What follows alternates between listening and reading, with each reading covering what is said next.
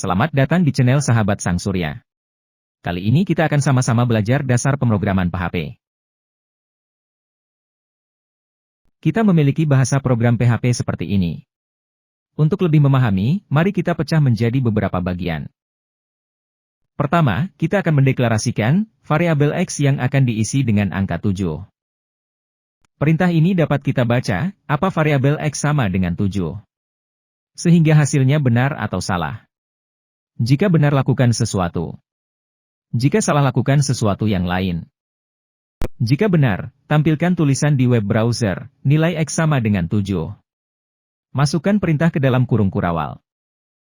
Jika salah, tampilkan tulisan di web browser, nilai X tidak sama dengan 7. Masukkan perintah ke dalam kurung kurawal. Masukkan semua perintah ke dalam text editor yang kalian miliki. Di sini saya menggunakan Notepad++.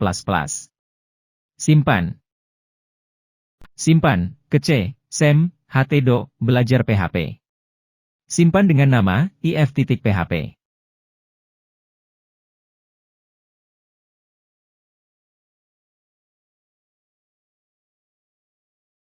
Aktifkan Apache terlebih dahulu.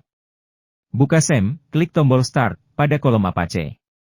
Setelah aktif Minimesh.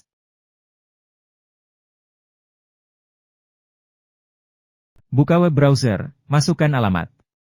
Localhost, belajar PHP, if.php. Enter. Maka di layar akan keluar tulisan, nilai X sama dengan 7.